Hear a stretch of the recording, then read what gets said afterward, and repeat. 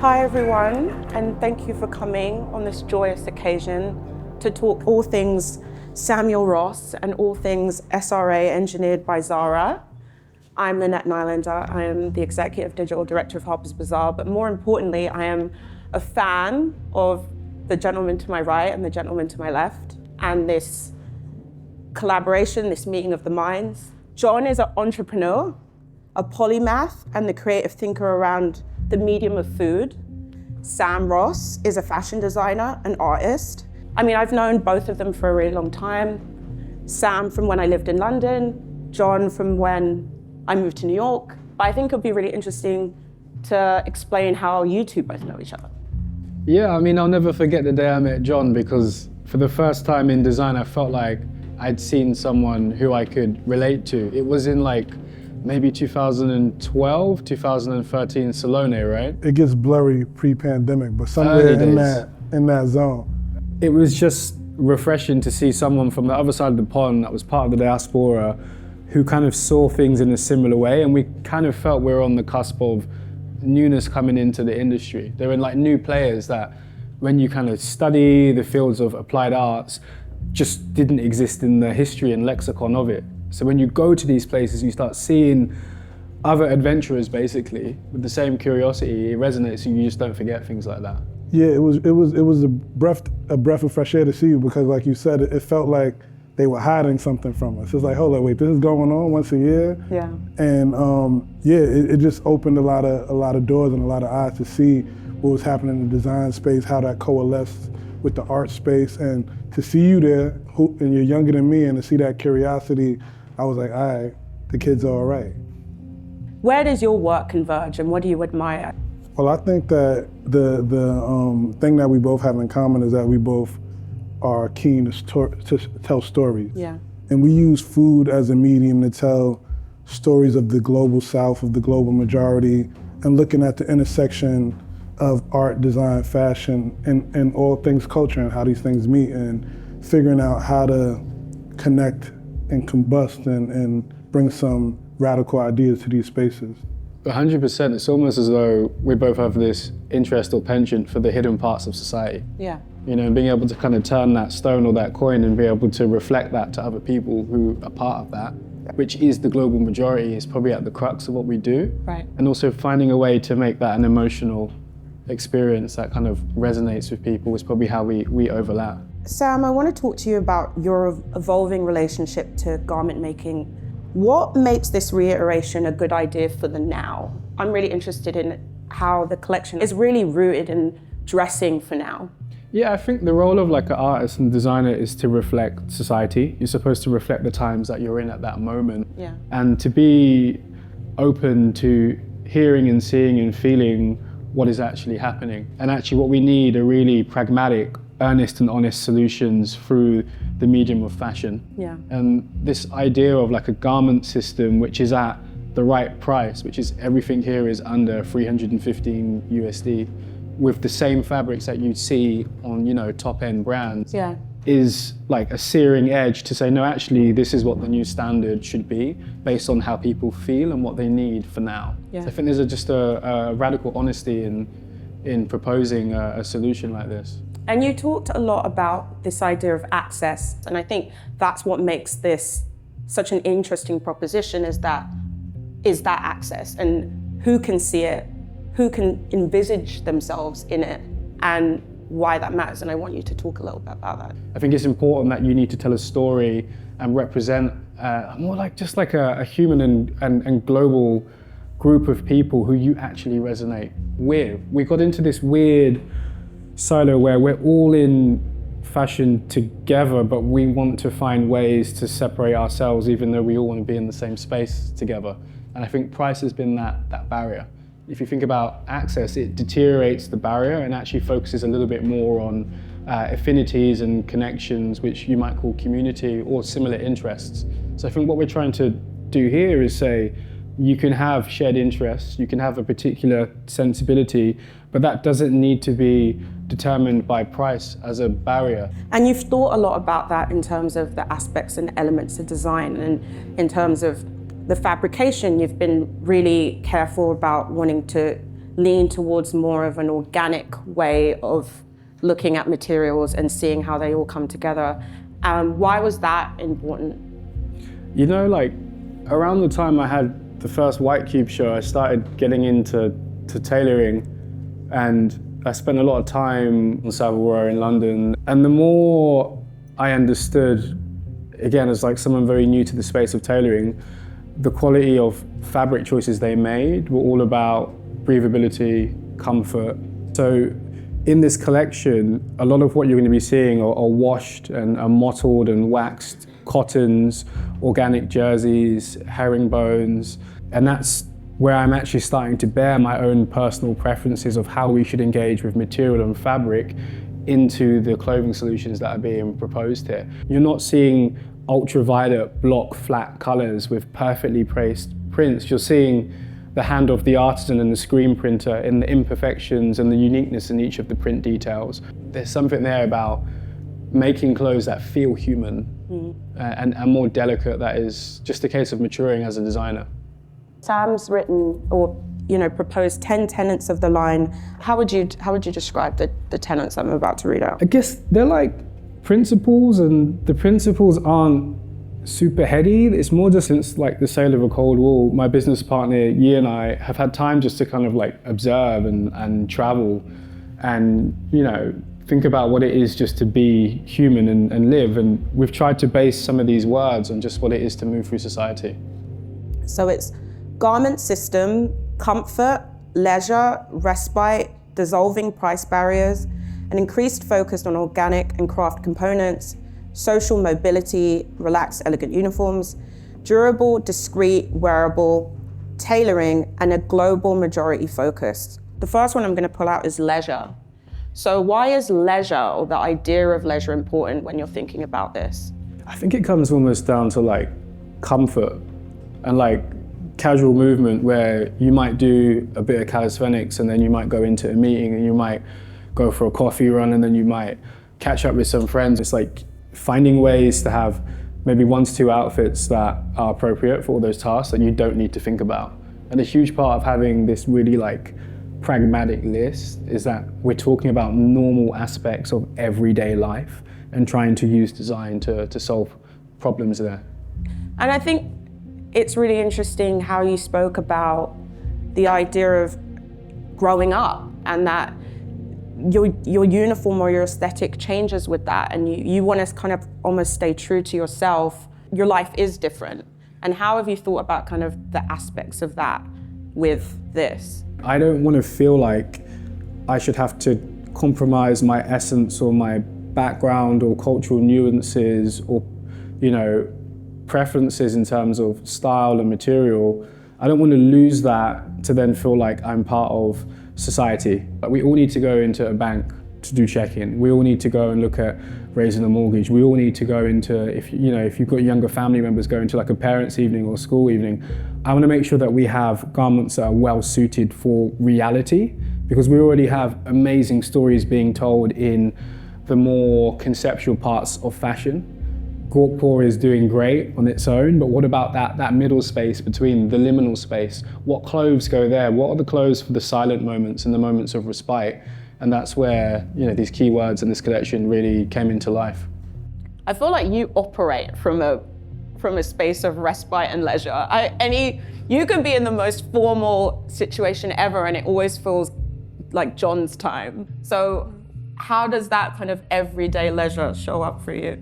I think that's a hot take, but... It's a hot take, but it's the truth. But for me, I always prioritize comfort, right? Because Robert Nero once said in Heat, you gotta be ready to move in 30 seconds or less when the heat is on. So I don't know if I'm gonna have to dip and dodge. You just gotta be ready for whatever. So taking the concept of less is more and building a wardrobe, right? But being able to build a wardrobe and not having to spend $7,000 on a jacket, having pieces that will stand the test of time due to their construction, due to the fabrication, that are more sensitive to the environment. The most interesting point of fashion is the anthropological understanding of why people wear things that they wear, and the messages and the stories that they tell before you've even gotten to speak to the person.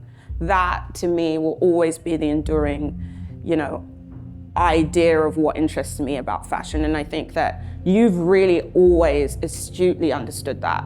That leads me really perfectly into kind of the dissolving price barriers, because you feel comfortable working on those different levels. So you have this line which is really about access, but you also are working on a line that's positioned more bespoke, is that? Yeah, we launched the Atelier line in October of last year. Yeah. And we only really work with Dover Street Market on it. It's all hand painted and crafted in the UK, Italy and Japan.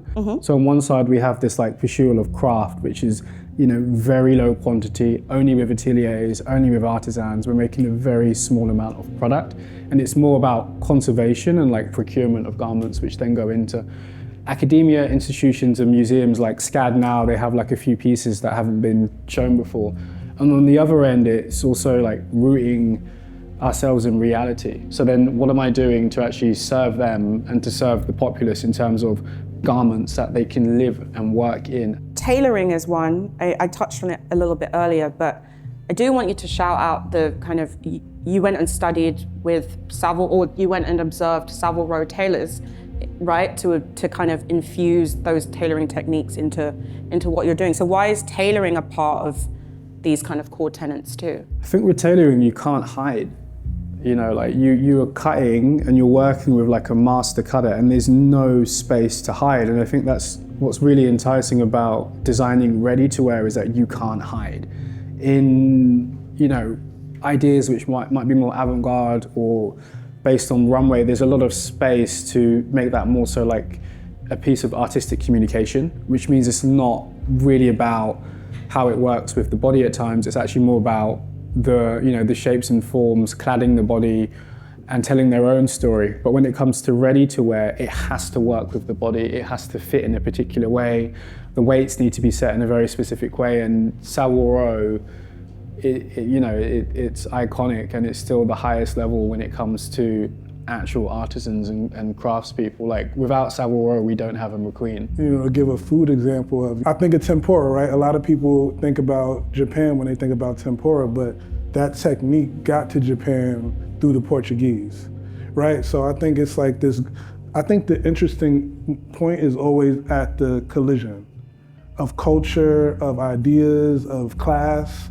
I think interesting things happen where they meet, which is why I think a city like New York is interesting, because you go on a subway, everybody's there.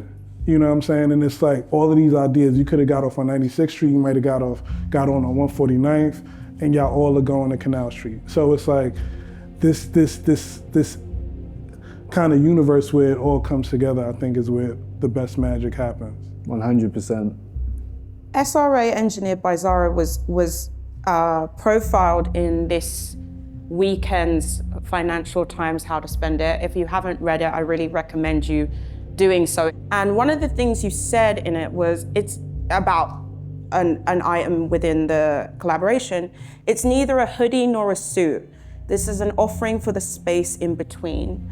And I thought that quote was an interesting discussion point, because I know you have strong feelings about the redundancy of the idea of streetwear, and maybe how the language that we have right now when it comes to apparel and the kind of stratas of apparel kind of let down a lot of people. It goes back to solving this conundrum of what does it mean to be a member of the global majority and to move through different spaces in modernity and feel as though the clothes are appropriate for those spaces. But it's not to say that different generations can't change what it means for them. So I think here we've tried to not focus too much on like terminology and really just focus on making like really good individual garments.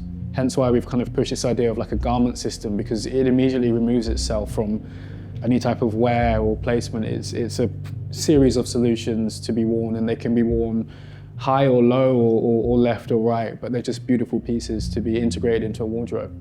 I just gotta say, I'm really happy to be on this panel with y'all, because I haven't heard the word hence live in a long time. So shout out to the Brits. One thing I want to talk to you both about is this idea of having a polymath spirit, because you both share that. And you're both not afraid of trying, and you're not afraid of, I don't want to use the word failure, but kind of diversions of course and things feeling and looking different than how you envisaged. How do you, I guess, move through that? What inspires you to continually need to keep making? Because I think that's inspiring for the people that are listening. Well, my I guess polymath approach is definitely rooted in my neurology. I have ADD, but also just deep curiosity. And I think also coming from, like, one thing that my mother, she socialized me in an interesting way. Like, I grew up in public housing before I moved to Co-op City, but I went to the 92nd Street Y for day camp and summer camp, right? I looked at the old picture, I was like the only black kid in the joint. So I think that gave me a certain level of confidence to move through spaces where I just never felt any type of inferiority, where I felt like my ideas mattered and I was the best one to execute them. So I think a lot of my drive and my passion comes from the privilege I have to traverse the world and see so many things and have a perspective or opinion or how I would imagine these things that I've seen differently. Yeah. And a deep desire to exercise that. So that's kind of like the impetus for the polymathematic side. And Ghetto Gas Show was an excuse to create a world with my brothers where we could do so many different things. Like, I'm not a chef. I was smart because I like to eat, to befriend some chefs, so I know I won't go hungry. But it's like, yeah, so it's like from collaborating with the best blacksmith in Japan to make a blade, right? To linking with like one of the people that has the oldest olive trees in southern Italy to make a olive oil. We were able to create a platform just to exercise a lot of our passions. And I mean, that's something that you must identify with. I've never seen someone who has quite so many strings to their bow. Like, you just have that tenacity to create. It's almost like you feel an insatiable need to continue to kind of till the soil. And, you know, if the hourglass is this way, you've got to turn it the other way. Do you think you're a bit obsessed with creating? Yeah, it's like breathing.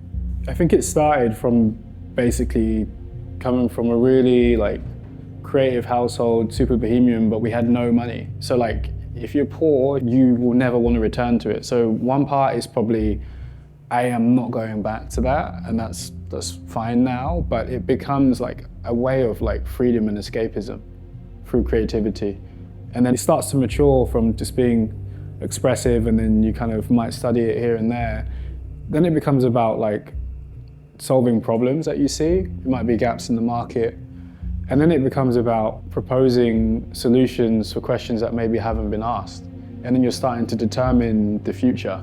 But it becomes this amazing game. It's just like the game of life, you know, and like the card many of us started with was very low. But you can determine and redetermine where you wish to go if you just have the commitment to do so. And that's the only way to kind of like expedite the journey. You have to determine your own future, or you need to find a pack to run with, and then you spar with one another. But I guess from what we've seen over the last like decade and a half of culture, there's no point thinking about who you're looking at now. You need to think about who's in your generation, because in the next 20 years, they're going to take all those spots and all those seats, and you've got to think about the long game. One thing I'll just add on is that to do this requires a insane amount of discipline. Samuel is one of the most disciplined cats I know. I say you have to like pick your pain point, you know, the pain in doing the work or the pain and the regret of not doing the work, you know, and the choice is yours. How does this conversation and its themes kind of go beyond just the clothes? Is it about, you know, how are we constantly having conversations or creating work that feels like it can live on multiple latitudes? Is it about functionality? I'm interested in how we can connect what is happening in this room and with this collection to our wider thought processes. Well, what I see and what I'm inspired by looking at this collection, this partnership, is really a great marriage of idea and infrastructure, and without watering it down. Because I know Samuel, so I can see that it's his vision. There's two kind of sides of the coin here. One is a garment system that speaks to the times and is really searingly honest, and it's priced correctly, and it has an elegance to it, but it also has the signatures that myself and the team have been refining over the past decade. That's already kind of taken care of. And the second component would be continuous stakes in the ground of like where you head to. And in our practice, we're really keen to ensure that we keep pushing the needle of what can be possible and what we can believe is possible. The garments are exceptional, but there's also the ideology behind the garments, which is just as interesting here. That's a perfect way to end. Thank you so much. Thank you. John, Sam. Give it up for Lynette. You're Lynette. Oh, thank you. That was wonderful. Very nice of you. You're so eloquent. Action time.